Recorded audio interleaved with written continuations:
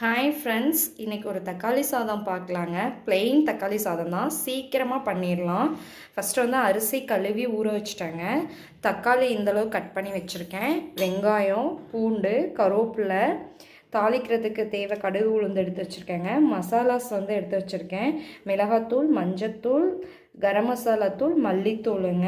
இது வந்து கொஞ்சம் கொத்தமல்லி தழை எடுத்து வச்சுருக்கேன். இங்கே வந்து எண்ணெய் எடுத்து வச்சுருக்கேங்க. நான் வந்து இன்றைக்கி தேங்காய் எண்ணெயில் தான் பண்ண போகிறேன். வாங்க எப்படி பண்ணலான்னு பார்க்கலாம். சீக்கிரமாக பண்ணிடலாங்க. தாளித்து விட்டுறலாங்க. இப்போ குக்கரில் தான் பண்ண போகிறேன். ஆயில் போட்டுடலாங்க. நான் வந்து கோகோனட் ஆயிலில் தான் பண்ணுறேன். இங்கே பாருங்கள் எப்படி இருக்குன்னு. இப்போ ஆக்சுவலாக 2 o'clock ஆகிடுச்சு. நானே லேட்டாக தான் சமைக்கிறேன். ஆனாலும் எண்ணெய் பாருங்கள் எப்படி அப்படி இன்னும் அப்படி ஸ்டோன் மாதிரி இருக்குது. எண்ணெய் வந்து உருகிடுச்சுங்க, காஞ்சிருச்சு. இப்போ வந்து நம்ம கடுகு உளுந்து சேர்த்துக்கலாம். கடுகு வந்து பொரிஞ்சிருச்சுங்க. இப்போ வந்து நம்ம இதை சேர்த்துக்கலாம். வெங்காயம், பூண்டு, கருவேப்பிலை.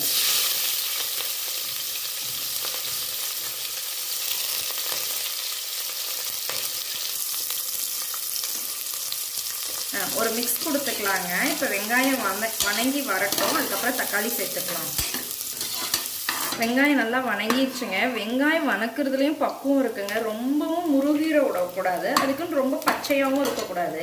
பார்த்துக்கோங்க, இந்த மாதிரி ஸ்டேஜில் இருக்கணும். இப்போ வந்து நம்ம தக்காளி ஆட் பண்ணிக்கலாம்.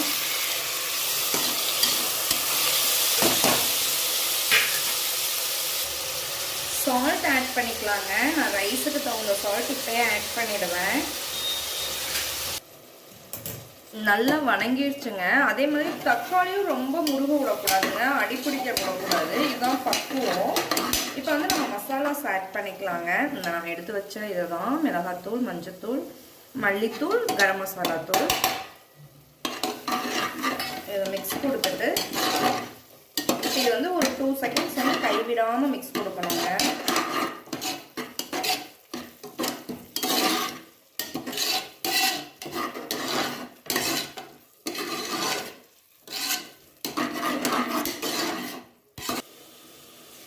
இப்போ வந்து ரைஸ் போட்டுக்கலாங்க. 2 minutesல ரெடி ஆயிடலாங்க. டக்கு டக்குன்னு எல்லாம் நம்ம கட் பண்ணுறது தான் டைமு. கட் பண்ணோம்னா அப்படியே தாளிச்சு விட்டுடலாம். நான் எப்போவுமே ஃபாஸ்ட்டாக பண்ணோம்னா இது மாதிரி தாங்க பண்ணுவேன். இது வேணும் ஒரு தடவை பருப்பு மிக்ஸ் பண்ணிப்பேன். பருப்பு மிக்ஸ் பண்ணால் சாம்பார் பொடி மாதிரிலாம் ஆட் பண்ணணும். ரைஸ் போட்ட உடனேங்க நம்ம வந்து மல்லித்தலை அப்படியே போட்டு விட்டுறலாம். போட்டுவிட்டு மிக்ஸ் பண்ணி வாட்டர் ஊற்றி உப்பு செக் பண்ணி மூடி போட்டுடலாங்க. நார்மல் ரைஸ் தாங்க. ஸோ அதனால் நம்ம இப்படி ஒரு மிக்ஸ் கொடுத்தோம்னா நல்லாயிருக்கும் டேஸ்ட்டு. இப்போ பார்த்துக்கலாங்க நம்ம எண்ணெய், காரம் இதெல்லாம் கரெக்டாக இருக்கான்னு ஒரு தடவை பார்த்துக்கலாம். நம்ம ஏதாவது தேவை அப்படின்னா இந்த ஸ்டேஜில் கூட போட்டுக்கலாம். நம்ம தண்ணி ஊற்றுதுன்னுக்கப்புறம் போட்டோம்னா தான் பச்சை ஸ்மெல் அடிக்கிற மாதிரி இருக்கும். எனக்கு பார்த்தீங்கன்னா எல்லாமே கரெக்டாக இருக்குது பாருங்கள். ஸோ அதனால் நான் எதுவுமே மிக்ஸ் பண்ணல. நான் எடுத்து வச்சது எல்லாமே எனக்கு கரெக்டாக இருந்துச்சு. நான் 2 டம்ளர் ரைஸ்க்கு நான் எடுத்து வச்சது எல்லாமே கரெக்டாக இருந்துச்சு. இப்போ வந்து 2 டம்ளர் ரைஸ்க்கு நான் 2 சொம்பு தண்ணி ஊற்றிக்கணுங்க. 1:2 தாங்க நானும் ஊற்றுவேன். இது நார்மல் ரைஸ் தான், டெய்லி ரைஸு.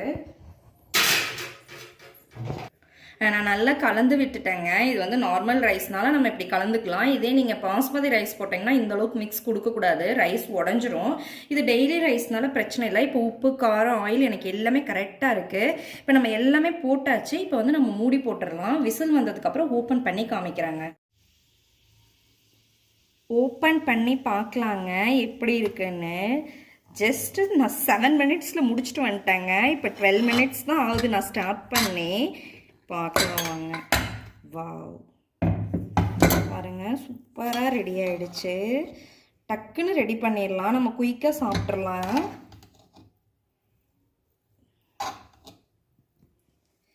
இப்படி ஒரு மிக்ஸ் கொடுத்துட்டு நம்ம அப்படியே சர்வ் பண்ணிக்கலாங்க. இந்த வீடியோ பிடிச்சிருந்தா லைக் பண்ணுங்கள், ஷேர் பண்ணுங்கள், சப்ஸ்கிரைப் பண்ணுங்கள். நீங்களும் இந்த மாதிரி ஒரு தடவை ட்ரை பண்ணி பாருங்கள். இது வந்து தேங்காய் எண்ணெயில் செஞ்சோம்னா செம்ம டேஸ்ட்டாக இருக்கும்.